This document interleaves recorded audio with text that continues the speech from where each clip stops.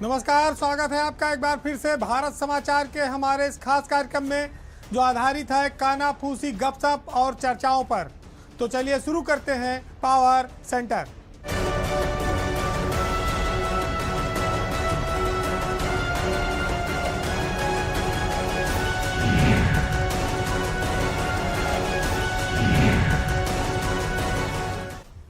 आज शुरुआत ब्यूरोक्रेसी की एक खबर से है जिसमें यह दर्शाता है कि जो आईएएस अफसर हैं और जो पीसीएस अफसर हैं इन दोनों में कितना अंतर है।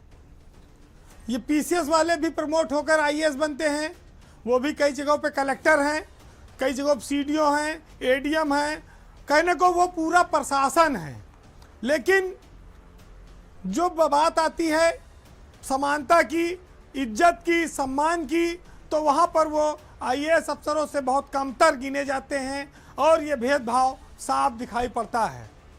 वैसे पद पाकर व्यक्तिगत रूप से आप कोई लाभ हासिल करें वो अलग बात है, लेकिन आज बात संगठन की है कि जिस संगठन से आप आए हैं उस संगठन की हालत क्या है, दुर्दशा क्या है, वो संगठन अब मृतप्राय हो चुका है क्या।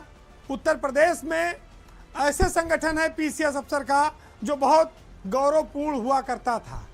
आज भी ये पीसीएस एसोसिएशन है, संगठन है, उसमें अध्यक्ष भी हैं, महामंत्री हैं, लेकिन उस जमाने में अध्यक्ष और महामंत्री का रुतबा कुछ और होता था।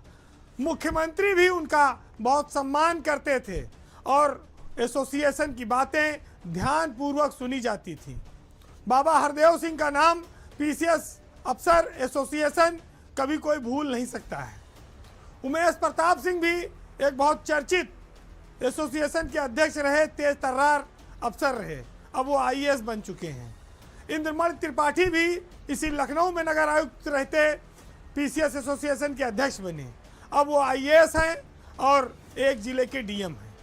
बड़ी हैरत की बात है कि सरकार ने पीसीएस संघ को जो भवन आवंटित किया था कार्यालय के लिए, उस पर 38 करोड़ रुपया बकाया है और देगा कौन। ना अध्यक्ष अस्थाई है, ना महामंत्री अस्थाई है। 2 साल 3 साल 4 साल पे लोग बदल जाते हैं। सरकार वसूलेगी किससे ये 38 करोड़ रुपया। पुष्पराज सिंह अभी गोरखपुर में तैनात हैं और इस समय अध्यक्ष हैं एसोसिएशन के।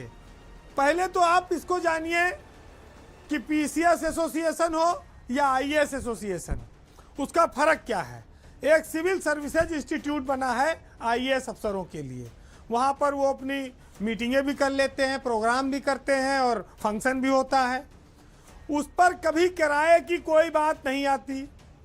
लेकिन डालीबाग में पीसीएस एसोसिएशन को जो आवास आवंटित हुआ था कार्यालय के रूप में जगह, उस पर 38 करोड़ रुपया बकाया नोटिस आ गई। अब संगठन तो वैसे सब कागजा में सीमित है, साल 2 साल 3 साल पे एक बार चुनाव हो जाता है, उसमें चुन लिया तो बाकी उनका कोई काम नहीं है। सेरेमोनियल पद रह गया है कि बने रहो। ना सरकार में उनकी कोई वाइस है, ना उनको कोई हिम्मत है कि वो मुख्यमंत्री को बुला लें, कोई अधिवेशन करा लें या एसोसिएशन की कोई डिमांड लेके पहुंच जाएं कि दबाव बनाएं कि ये करना है। जून 2012 में डालीबाग में पीसीएस एसोसिएशन का जो कार्यालय आवंटित था उसको लोक प्रहरी संस्था ने एक पीआईएल की थी। हाई कोर्ट ने 2016 में उस आवंटन को रद्द कर दिया था, जिसके बाद से बार नोटिस भेजी जा रही थी। पीसीएस एसोसिएशन ने वो भवन खाली नहीं किया, जिसके चलते अवमानना वाद हुआ और 2017 से इस भवन पर हर महीने 10% किराया बढ़कर लिया जा रहा है, वृद्धि की जा रही है, जो जून 2024 तक 38 करोड़ रुपए पहुंच गई है। इस बकाया नोटिस को लेकर पीसीएस अफसरों में बड़ी हैरत भरी स्थिति है, नाराजगी भी चल रही है। लेकिन समस्या इस बात की है कि बिल्ली के गले में घंटी बांधे कौन। अध्यक्ष और महामंत्री तो हैं, लेकिन कोई इस मामले में सामने आकर बयान देने को तैयार नहीं है। दूसरी ओर आईएएस अफसरों के लिए राजभवन कॉलोनी में सीएसआई भवन बना हुआ है, वो आज भी चल रहा है। वहाँ फंक्शन भी होते हैं, खेलने के लिए लॉन की व्यवस्था है, बहुत सारी चीज़ें होती हैं। उस पर कभी कोई चर्चा नहीं आती, कोई किराए की बात नहीं आती। लेकिन जैसे पीसीएस अफसरों के साथ कहा जाए पोस्टिंग से लेके तमाम चीज़ों में भेदभाव है, वैसे किराए के मामले में भी आ गया।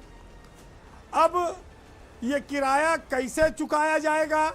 ये भवन क्या सरकार ताला तोड़ के सामान फेंकेगी, कब्जा लेगी, और अगर नहीं देते हैं तो कितने साल तक ये बढ़ता रहेगा? और 38 करोड़ रुपया कोई मामूली रकम नहीं है। ये आएगा कहाँ से कि बट्टे खाते में जाएगा? अब आप देखिए, मुख्यमंत्री को आईएएस एसोसिएशन की मीटिंग में बुलाया जाता है, उसके लिए मुख्यमंत्री टाइम भी देते हैं, लोग जाते हैं, उनकी समस्याएं सुनते हैं, लेकिन पीसीएस वाले अपना कोई अधिवेशन नहीं कर पाए। हाँ, एक बार चुनाव होने के बाद इकट्ठा होके जाते हैं, मुख्यमंत्री के यहाँ आवास पे मिलके फोटो खिंचा लेते हैं, बस इतना होता है। उसके बाद फिर जब अगला चुनाव 2-3 साल बाद होगा तो फिर उस तरह फोटो आएगी।